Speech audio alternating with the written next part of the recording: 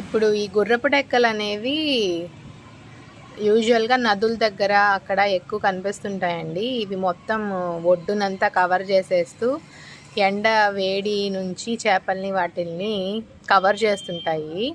So ఇది చూడండి, ఈ గుర్రపు డెక్కల ఆకు మొదట్లో ఉబ్బుగా ఉంది కదా, చూడండి సొట్టబడుతుంది. సో లోపలంతా గాలి అనమాట. సో ఆక్సిజన్ ఉంటుందంట.